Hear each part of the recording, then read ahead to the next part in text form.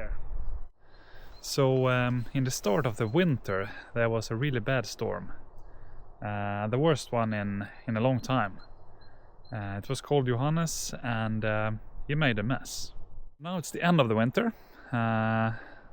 It's early spring, I would say, and I'm now looking at the devastation what the storm caused.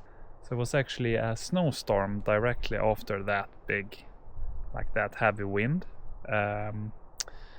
So it really made a mess. So it wasn't only the first storm, it was two of them.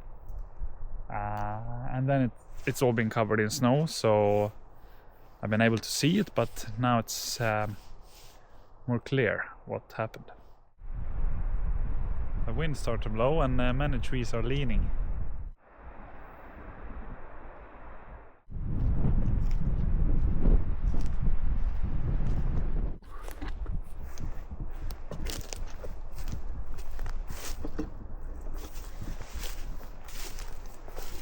Not a very big tree, but big root system.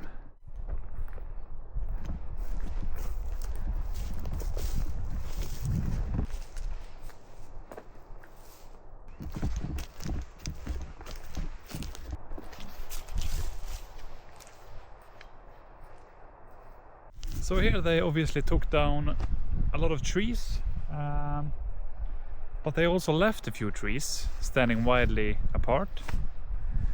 But when you do that, the trees are going to be very sensitive to storms, obviously, which we can see here.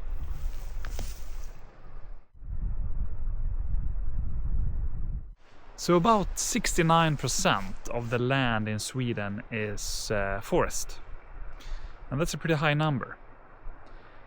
But unfortunately, the really old forest is not much left. It's about 0.4%. That is the really old forest, so-called urskog.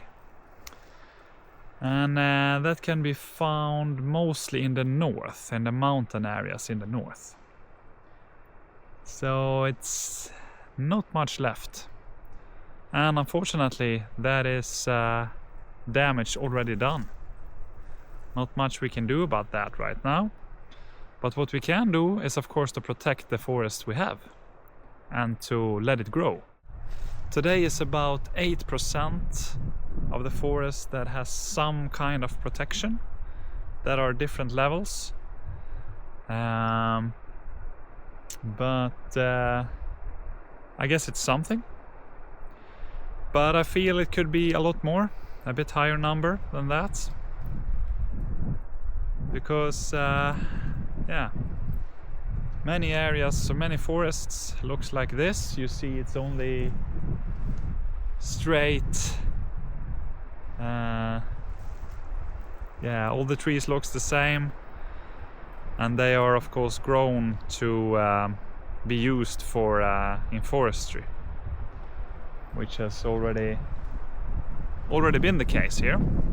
Of course, it's have a big effect on the species, and yeah, you see the big tracks of the forest machines, and yeah, they really leave a mess. And then they try to at least do something, and they leave a few trees, but then they're gonna be very sensitive to storms, and then this happens.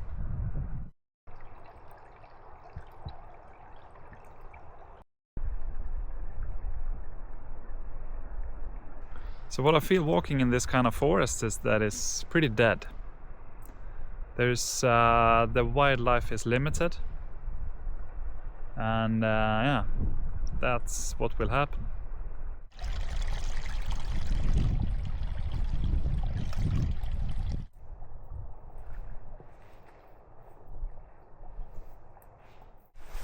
I used to have one of my favorite spots out here. Yeah, look at it now.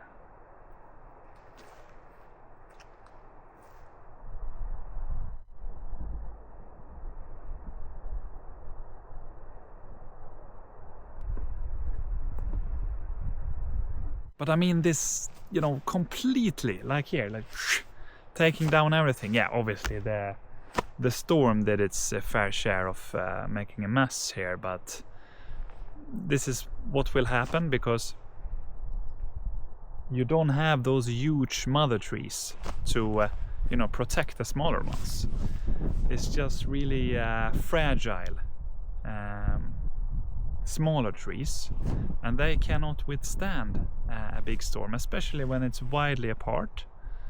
They are planted widely apart. They cannot protect each other. Usually in a forest the trees protect each other, and they protect each other when there comes a big storm. And that's pretty clear here, because you can see, even though